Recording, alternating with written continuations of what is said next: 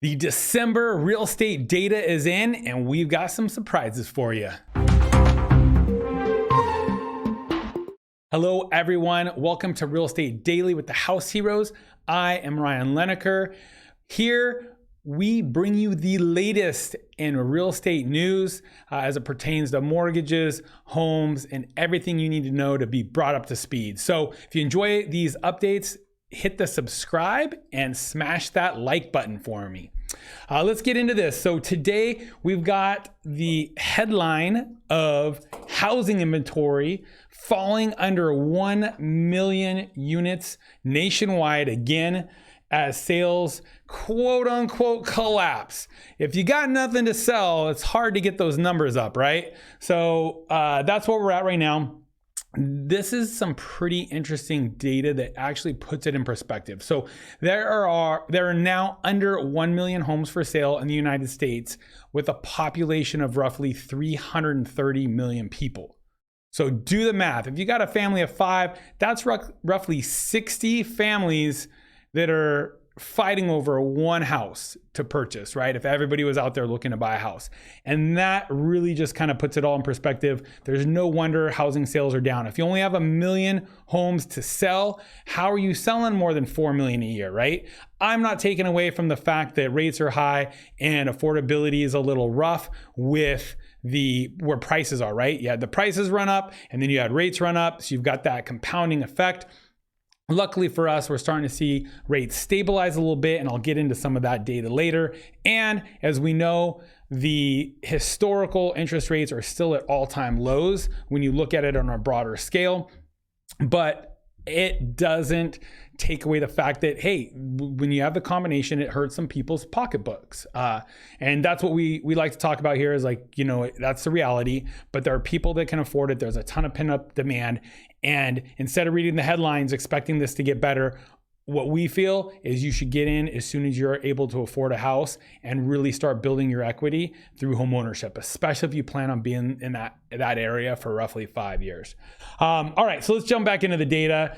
I'll jump off my soapbox for a second here, but we've got inventory levels near all-time lows again. They are up from December of 2021, but they are down from November. We've seen this amount of actual inventory dropping like a brick again. So most people really thought that this wouldn't happen. You know, everybody expected, oh, these wave of foreclosures are coming in, all this stuff. There's going to be all this inventory hitting the books. Well, what we're seeing is there just isn't any inventory, right? We're going to get into it a little bit tomorrow. Who are sellers and where have they gone? But the truth is they're just not there. You know, a lot of them, they're tied up with their 2.7% rate. I've got a client right now, they're looking at buying a $1.4 million house. They need to sell their house around roughly, let's call it $775,000 to make that move up. And it's painful for them. They've got a loan at 2.7. And for them to jump up, they're going to take a bigger loan on a double the rate, right? So it hits their pocketbooks real big. And so they might not become sellers and they might not become buyers, you know? And so that's kind of what we have to see get worked out of the market. But you know, there's a pretty good numbers here. So total housing costs for American homeowners versus their wagers are meager, as we know. And most will buy a home right away when they sell. Looking at housing this way, the last 4 decades make sense. The one period where this didn't happen was from 2006 to 2011, when credit forced Americans to sell, then to rent a house or be homeless. So outside of that time period, everything else from 1982 to 2023 is normal. And that's when you sell a home, you need to find shelter because you need a place for your kids to sleep. And that's what a lot of these people don't understand when they're looking at housing just along any other asset like stocks and crypto and stuff like that. Hey, the market's starting to drop, you know, dump. We're going to just sell everything now. It's a little bit different during, you know, with housing. You've got to go find another roof over your head. And that's one of the reasons that real estate, you know, as an investment is completely different. It is also the roof over your head. So even in down markets can generate income, and it is your shelter. So you have to swap it out with something. So if you're getting rid of a mortgage, you're normally replacing it with a rent payment, and you have to do that analysis. And for most people, the expense and the pain of moving, those numbers have to be a big gap, or they have to be in dire financial situation before they dump it and go rent. So this is one of the numbers you need to keep looking at. So these are bankruptcies, high red. So you had, in 03, 04, you had a decent amount of bankruptcies.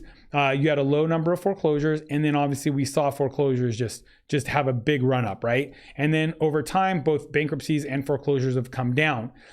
We've got the COVID, stimulus here. Foreclosures completely dropped off. This is a good normal level here. This level down here, you can see, I'll roll it up on the chart a little bit. This level down here, probably in that 100 to 150, million range, 150,000 nationwide is a really good number, 100 to 150. We dropped into all-time lows and we're starting to come up, but we're not seeing this huge parabolic growth like we were over here, right? As we were entering the mortgage meltdown and the mortgage crisis that led to a huge foreclosure crisis. But here we're seeing it ramp back up to a natural level and taper off. We really expect to get these numbers back up in this range. A lot of people in this time period, these 2 years here, they built up a ton of equity. So it's going to take some time to get to those levels. Are we seeing some foreclosures? Yes. Are we seeing some bankruptcies? Yes. Do we expect these to continue? Yes. Do we expect it to be anything like that? Not from what we can see with the current economic conditions. Let's kind of run through some of these numbers. Existing home sales, this is where it dropped off. We saw in 2018 roughly 5.72 million sales nationwide. We had a huge jump up here to the 6.6 range in 2021. That was a huge peak, and we are down closer to this 4 million. We just topped over 4 million. A lot of people thought it would come in under 4 million. So we are strong. There's no doubt that the buyers are there. There's no doubt that, their payments and affordability is a little onerous for them. But because there's limited sales, we're going to see a limited number limited number of inventory, we're going to see a limited number of sales. But really, you look back to 2010, we were bouncing off that bottom. You had a lot of investors entering the market here. We were down at 3.45 million sales. That is absolutely nuts. So we're kind of in line with number of sales we were at the beginning of the foreclosure crisis, kind of like, I'd say right in the middle of the foreclosure crisis, and it jumped up and then back down and then started a nice steady uptrend. So what other numbers do we need to look at? So one of the biggest numbers out that I saw were days on market. So in December of 2021, a home would sit on the market on average 19 days. Now it's 26 days, a week longer. We are not seeing a huge jump up there. So that's really important number. Average days on market, 26. The other number is there are now 2.9 months, it was 2.6 or 2.9 months of inventory on the market. So if no new homes got listed, it would take 2.6 to 2.9 months to sell everything out at the current sales pace month over month. What's interesting about that is what's considered a normal market where there's it's a buyer, it's not a buyer's market and it's not a seller's market, right? It is a neutral market. That is normally when you have between 4 and 6 months of inventory. So we are still technically in a seller's market. Here in Southern California, we are absolutely still in a seller's market. If it's listed at the right price, it is moving. If it's something that doesn't need a ton of work, it moves fast. You can still expect to see multiple offers on a lot of properties. Here's some other interesting trend data here. We've got first-time buyers actually finally are getting a shot to get their offers accepted. As a percentage of the total purchases in December, we had 31% were first-time home buyers, up from 30% in 2021. Investors dropped off just a hair, so they gave up that percent to the first-time home buyers. Thank you, investors, for letting some first-time home buyers get in and start to build equity and have that reward of homeownership. And what was really interesting is investors are lower, but it seems like cash buyers are really coming back. So whether that's, family members helping out family members, somebody looking, they sold a house and they bought cash, whatever it might be, we're seeing a big jump in cash purchases. I've seen a decent number of cash deals get done that I've been a party to. So that's interesting. So they're not necessarily investors, but we've got cash buyers out there in a big way. And then distressed sales, we're still bouncing off those all-time lows. 1% of sales were to distressed listings. So home price growth has obviously cooled off. There's no doubt about that. So as we're looking up here, 2022, it kind of peaked out, I say really in April, May, which probably had closings in June, July. You had a median price nationwide of 413,000. We've dropped off that 10 to 20%. So this is showing 10% here to a $366,000 median purchase price in the US. I know from April to now, for a majority of the markets I'm working in, we're seeing right in there that 15 to 20% drop, but that drop is in and things are selling, and we've seen that stabilize. And same thing with rates. We'll jump to rates here in a second, but we're off some of those all-time highs, and we're definitely seeing those bounce around the sixes and be stable. So so here you go. Housing inventory has bumped up to 2.9 months. Again, like we talked about, we have under 1 million units of housing for sale nationwide at 970, which is up from last year's 880,000 units, and down, I think, 30% from the November numbers, right? So pretty interesting numbers there. And then you've got purchase applications.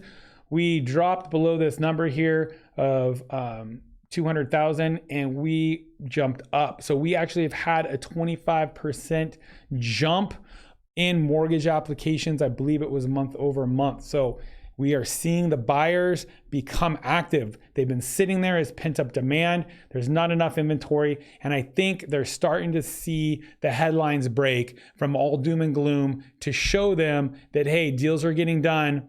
The sooner we get in, the sooner we're going to have all these benefits. We say it all the time. People ask, when's the best time to buy a house?